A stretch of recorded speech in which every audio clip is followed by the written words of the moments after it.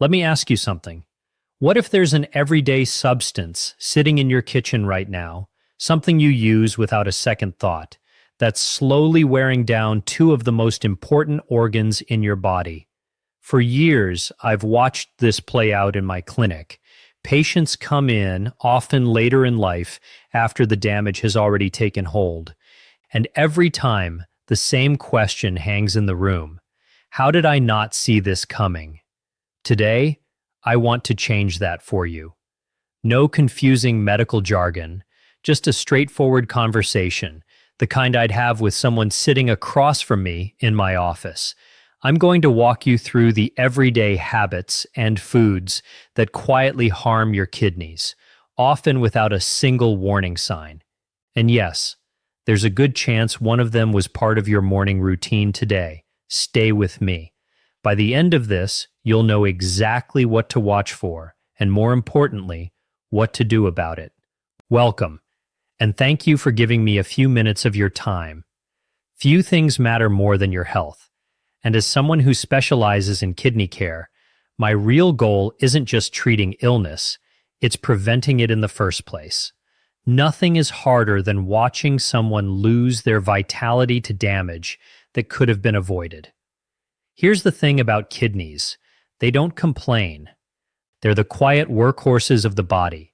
Picture the most sophisticated filtration system imaginable, running non-stop day and night, without ever asking for a break. That's what your kidneys do. They clean your blood, clear out waste and toxins, help control your blood pressure, support healthy red blood cell production, and keep your bones strong. Nearly everything else in your body depends on them functioning well. So what happens when that system starts to break down? Nothing dramatic at first. No alarm bells, no sudden pain. Kidney disease creeps in slowly, sometimes over decades. By the time you notice swelling in your ankles, exhaustion that won't lift, or muscle cramps, real damage may already be done, and some of it can't be undone. I've sat with older patients who arrive at my office scared and confused, facing dialysis or the possibility of a transplant, asking how they missed the signs. And honestly, the answer is that nobody warned them clearly enough about the ordinary things quietly working against them. That's exactly why I'm here. Knowledge is protection. So today we're going to walk through 4 of the most common threats to kidney health, starting with the most familiar and ending with the one I consider the most dangerous of all. Before we get into the list, it helps to understand why we become more vulnerable to these threats as we get older. Aging simply changes the rules. Just like your eyesight or your hair color shifts over time, your kidneys age too. Their filtering capacity, what doctors call the filtration rate, naturally declines with each passing decade. Think of it like an engine that's logged a lot of miles. It still runs, but it doesn't have the same strength it once had. Now imagine feeding that aging engine cheap fuel and pushing it up steep hills every single day. It won't hold up nearly as long. That's essentially what many of us unknowingly do to our kidneys. Over 50, 60, 70 years, we expose them to things that felt harmless in our youth, but leave small, lasting marks. Those marks accumulate, and that buildup over time is often what leads to kidney failure. Age also makes it easier for high blood pressure and type 2 diabetes to take hold, and these two conditions are, by far, the leading causes of kidney disease worldwide. Think of them as two hammers, repeatedly striking the delicate structures inside your kidneys. So anything that fuels those two conditions is, indirectly, an attack on your kidneys. With that groundwork laid, let's go through the list, starting with something that isn't even a food or drink. The first item on our list might catch you off guard, because it isn't something you eat or drink. It's something you don't do enough of. Move. You might wonder what sitting for hours has to do with your kidneys. The answer, quite a lot. Your kidneys rely on strong, steady blood flow to do their job well. Picture a fast-moving river. The current carries debris away and keeps the water clean. Now picture a stagnant pond. Sediment settles, everything stagnates, and the water turns toxic. Your circulatory system works the same way. When you're active, walking, moving, doing anything that gets your heart pumping, blood circulates with real force, reaching the millions of tiny filtering units inside your kidneys and helping them do their work efficiently. But hours of sitting slow everything down. Blood flow becomes sluggish, like that stagnant pond, and this creates the perfect opening for the kidney's biggest enemies: excess weight, high blood pressure, and type 2 diabetes. When your body isn't moving, it struggles to process blood sugar efficiently, which can lead to insulin resistance and eventually diabetes. Inactivity also contributes to weight gain, which strains your heart and raises blood pressure. Every extra pound becomes an added burden your kidneys have to carry. The fix here is refreshingly simple. Move more.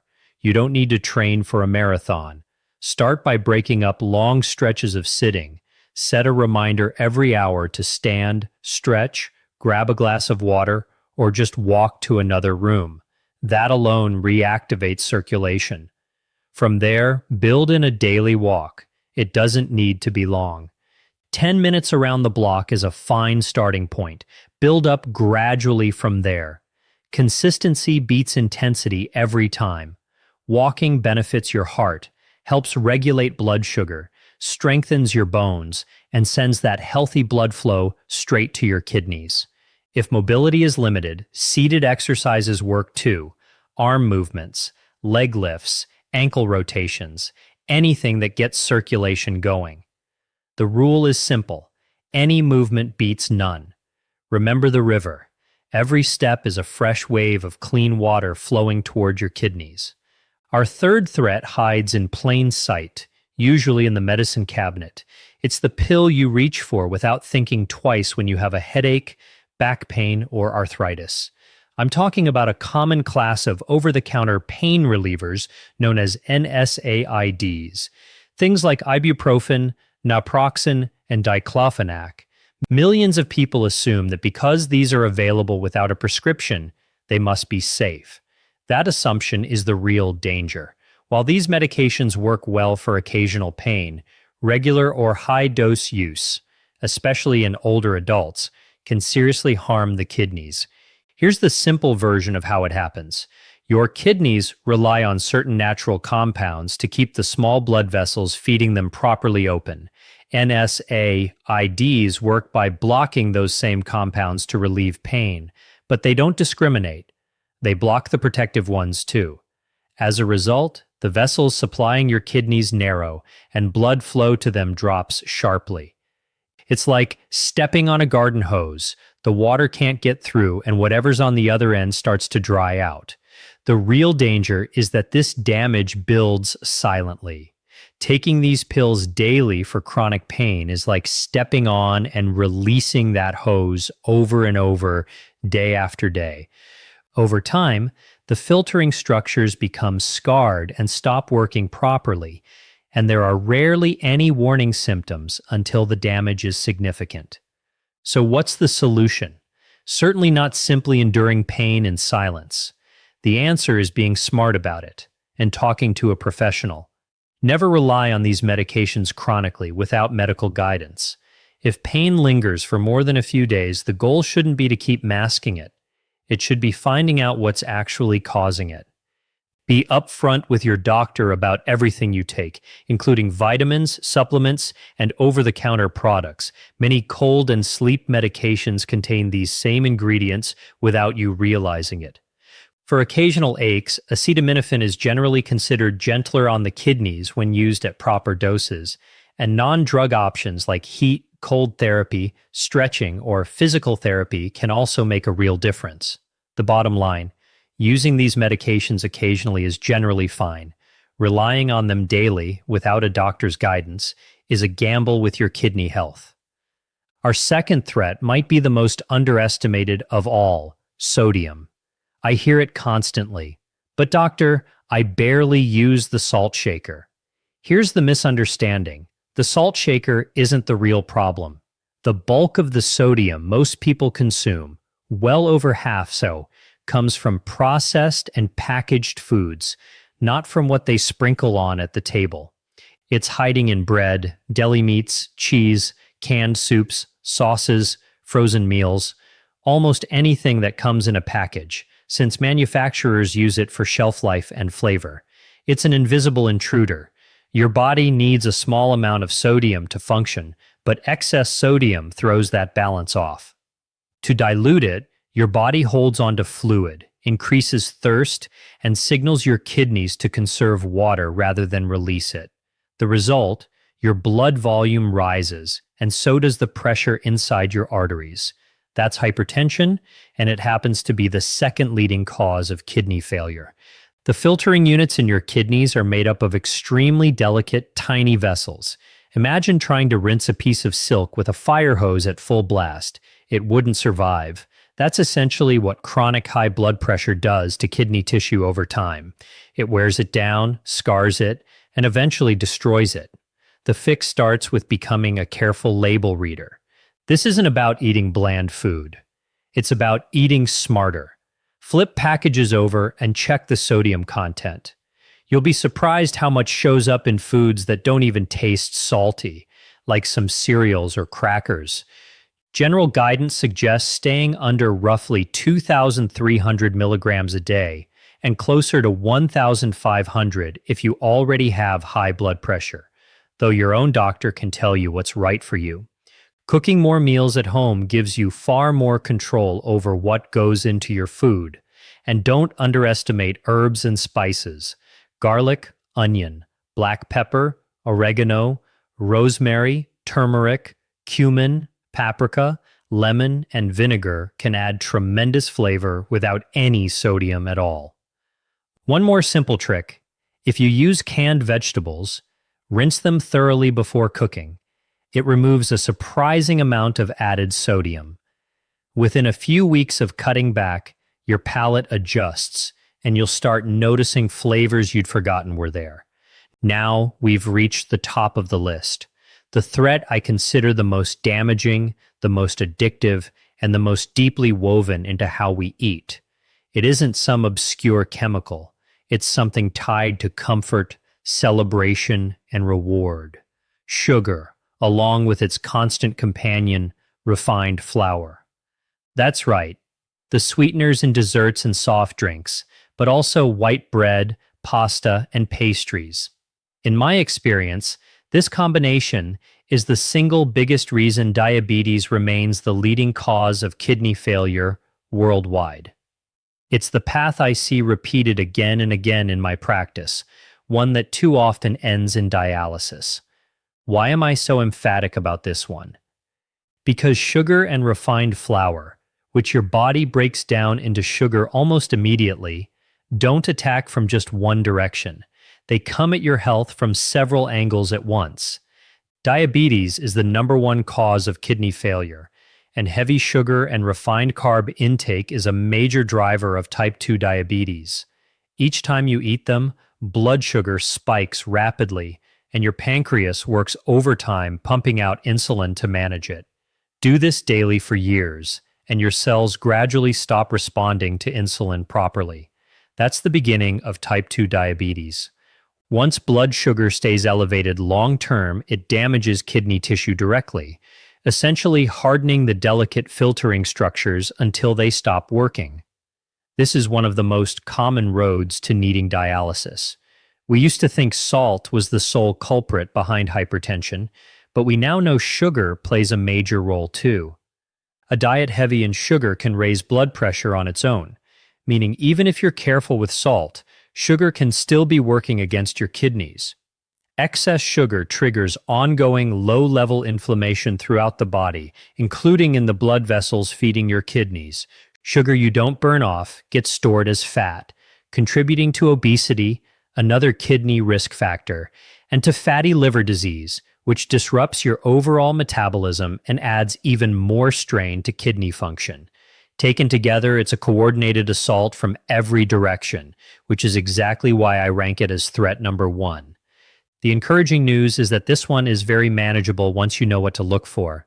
Sugar goes by many names: high fructose corn syrup, dextrose, sucrose, maltose, all essentially the same thing in disguise. So get comfortable spotting them on ingredient labels.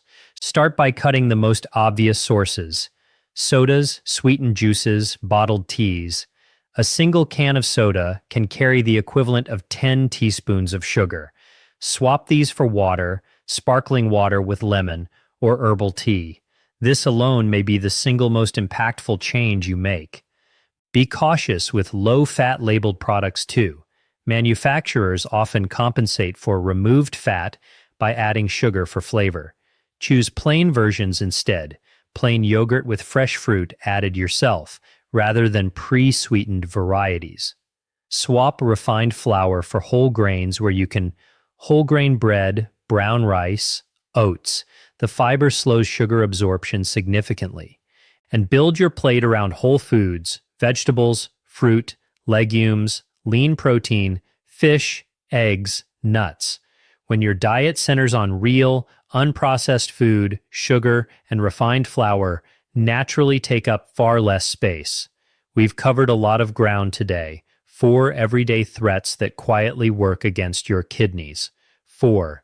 A sedentary lifestyle that lets your circulation stagnate. 3.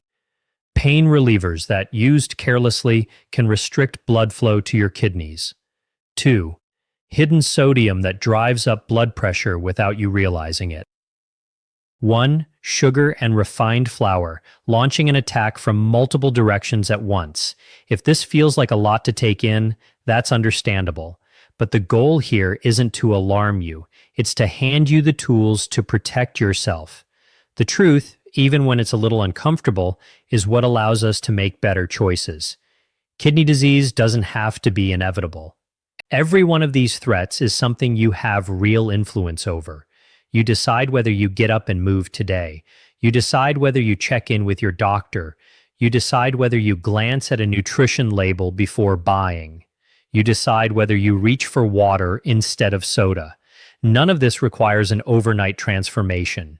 It's about one small step today and another tomorrow. Every home-cooked meal, every walk around the block, each one adds another layer of protection for your kidneys. Your health story is still yours to write. If today's conversation gave you something worth thinking about, consider sharing it with someone who needs to hear it. A parent, a partner, a friend. Good health information is worth passing along. And if you'd like more clear, practical guidance like this, stay subscribed and keep the notifications on.